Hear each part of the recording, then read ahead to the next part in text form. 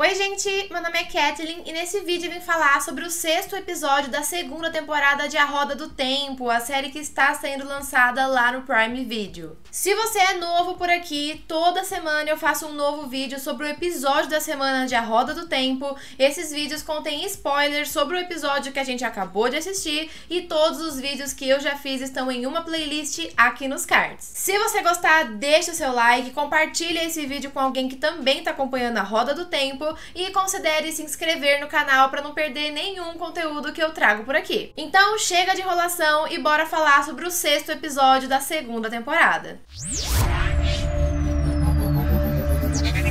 Chegamos à reta final da temporada, faltam só mais 2 episódios pra gente ter a conclusão desse ano e muita coisa aconteceu nesse episódio, então vamos lá pegar os pontos principais. Vamos começar falando sobre o Rand. No episódio passado, a gente viu que ele decidiu tentar ganhar a confiança da Lanfear, essa foi a estratégia da Moiraine. Mas se tem alguém que a Lanfear odeia nessa história, é a própria Moiraine, por ela ser uma Aes Sedai. Então o Rand aqui vai tentar mudar um pouco essa estratégia. Ele sabe que a Lanfear nunca vai confiar nele enquanto ele estiver andando junto com a Moiraine. Ela sempre vai achar que tudo é um plano da Aes Sedai. Então aqui o Rand vai se afastar dela e vai seguir o seu caminho sozinho. Mas apesar disso, ele ainda tá seguindo o grande plano da Moiraine, que é ganhar a confiança da Lanfear e ver se é possível contar ou não com ela. Inclusive, nesse episódio, ele vai atrás do Logain para ser treinado, para aprender a conter o seu poder, a usar o seu poder, e ele vai conseguir canalizar muito poder aqui.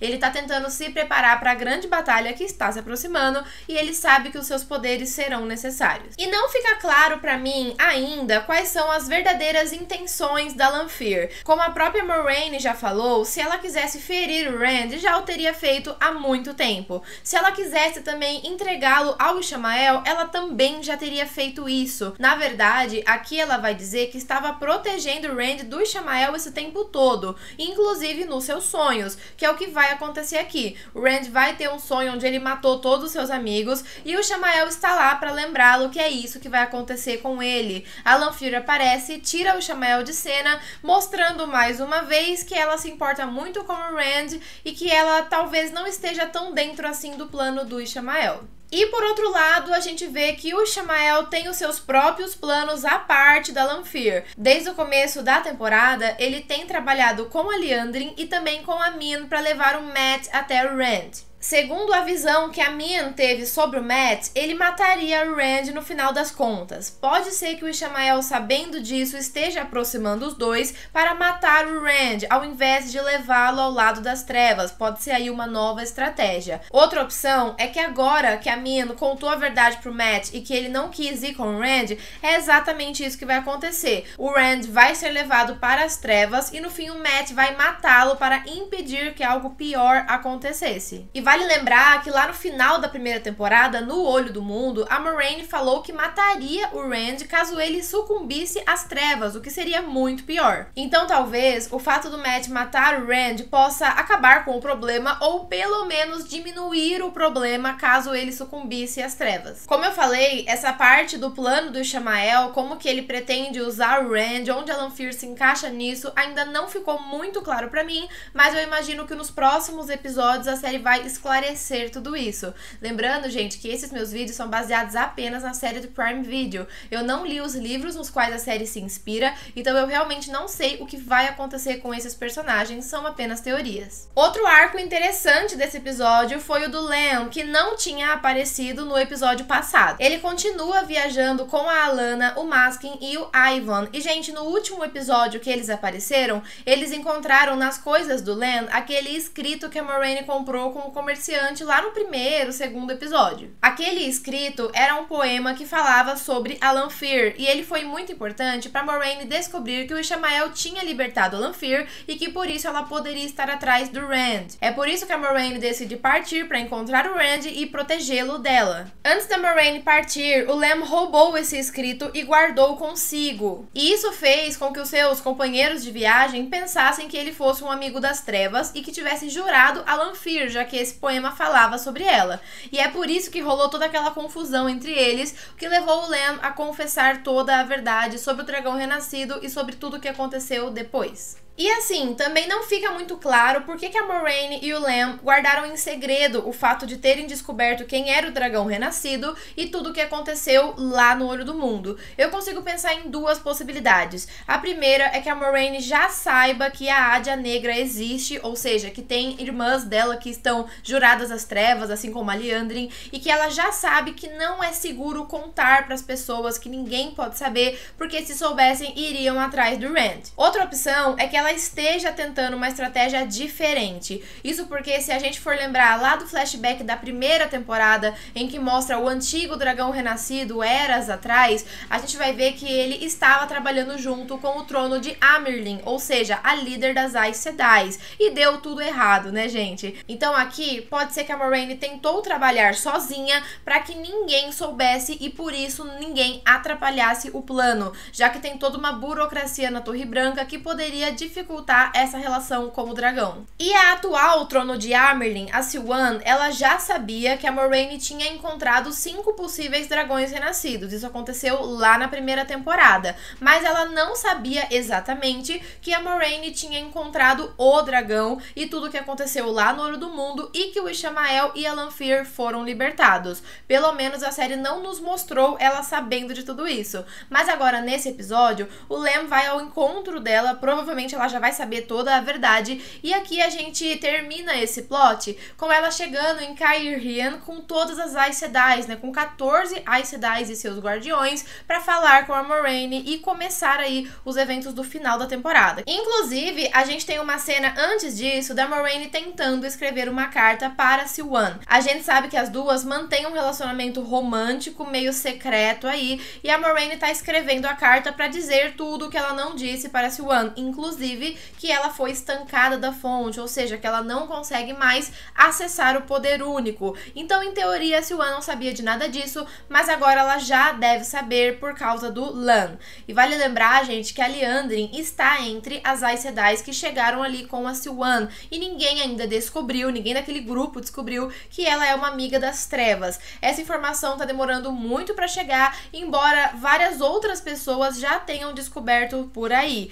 Eu fico me perguntando aonde está a Verin, que é aquela Aes Sedai que abrigou a Moiraine no começo da temporada e que já descobriu que a Liandrin é uma amiga das trevas. E agora vamos falar sobre o arco que teve maior destaque nesse episódio, que é o da Egwene, que agora é uma Damane. O episódio vai deixar muito claro como é a relação entre a Damane e a Sul'Dan e também como as Damanes são vistas dentro do Império Seanchan. Muito já vai ficar claro quando a gente percebe que as Damanes são mantidas em porões no subsolo e que elas ficam em uma área do palácio que é chamada de O Canil. O episódio vai nos mostrar que para os Seanchans, mulheres que nascem com a capacidade de canalizar não são mulheres e nem pessoas. Elas são, na verdade, Damanes, que são meramente armas para serem usadas a favor do Império.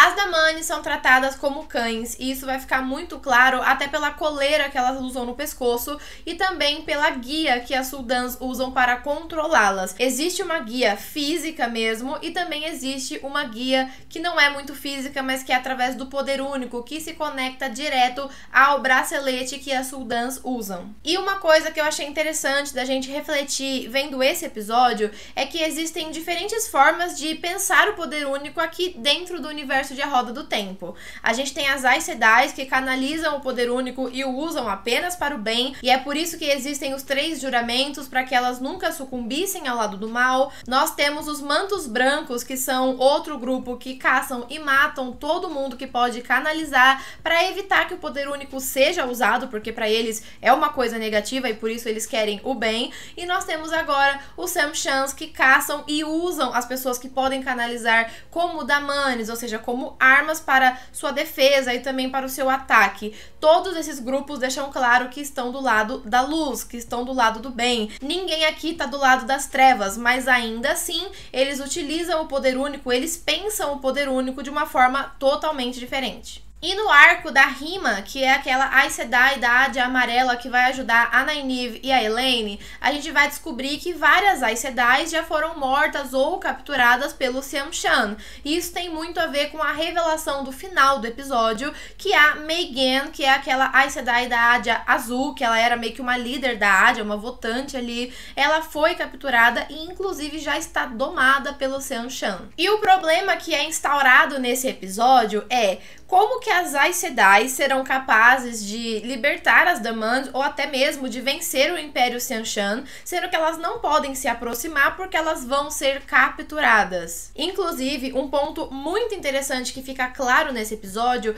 é como o poder único é mais completo e mais forte quando manipulado, quando canalizado pela Damane em parceria com a Sul'Dan. Isso é falado aqui, que o poder se completa, inclusive a Egwene coloca fogo naquela árvore de uma forma muito mais poderosa do que ela já fez em toda a sua vida, mostrando que quando as duas estão agindo em conjunto, o poder é muito mais forte. E talvez esse seja o motivo pelo qual é tão difícil vencer as Damane com as Sul'Dans e por isso o Império Seanchan. Inclusive, as Damane são o poder do Império Seanchan. Sem elas, eles perderam tudo. A gente tem até uma cena nesse episódio em que a gente vê a Lady Suroth falando sobre como contar as suas riquezas em Damane, como uma Damane mais poderosa vale mais. Então as Damane são tudo para eles. Mas a chave para derrotar o poder das Damane junto com a Sul'Dan está nas mãos de Nynaeve e de Elaine. Isso porque a Nynaeve descobriu aqui que existe algo que precisa ser curado, que precisa ser consertado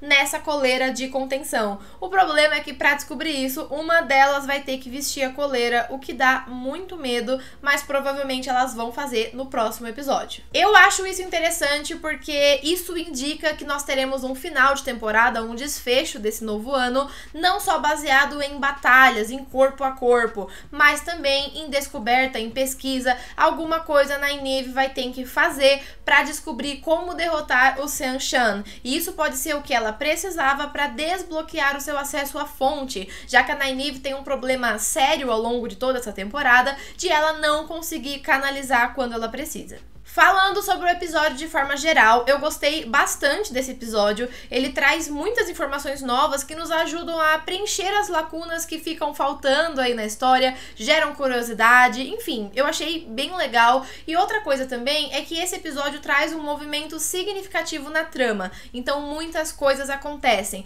Tiveram episódios na temporada que não acontecia muita coisa e não é o caso desse aqui. Eu senti falta do arco do Perrin, eu queria muito mais ter visto o arco dele com aquela garota Aiel, mas eu sinto que não caberia nesse episódio, então a gente deve ver mais no próximo episódio. Sobre a Egwene, o arco dela foi o que mais tomou conta do episódio e eu gostei disso. Até então, a Egwene vinha sendo uma personagem mais sem graça na temporada. Ela estava meio de lado, sempre à sombra da Nynaeve, que era melhor do que ela. Era uma situação que eu não estava gostando muito e agora, nesse episódio, ela mostrou todo o seu poder, toda a sua força e também o seu potencial. É claro que a situação dela lá com o Seanchan é péssima e ela só sofreu nesse episódio, mas o episódio me trouxe uma esperança, ele me convenceu de que a Egwene dentro do Império Seanchan será uma carta muito importante para a derrota deles, então eu tô muito animada para ver como que o arco dela vai se desenrolar. Mas agora eu quero saber de você, o que você achou do episódio? Gostou do arco da Egwene? Gostou dos outros pontos que eu levantei aqui? Ou então se tiver mais alguma coisa que você quer trazer que eu não trouxe nesse vídeo, deixa tudo aqui nos comentários, que eu adoro ver as opiniões de vocês, o que vocês estão achando episódio por episódio dessa série. Se você gostou do meu vídeo, deixa o seu like porque isso me ajuda muito e compartilha esse vídeo com alguém que também está assistindo a Roda do Tempo. Eu também te convido a se inscrever aqui no canal se você não for inscrito. Como eu falei, toda semana tem um novo vídeo de A Roda do Tempo e tem outros conteúdos que eu também trago aqui no canal ao longo da semana. Eu espero que você tenha gostado desse vídeo e agradeço muito se você assistiu até o final. Já espero você aqui nos comentários e também nos próximos vídeos do canal. Até a próxima e tchau!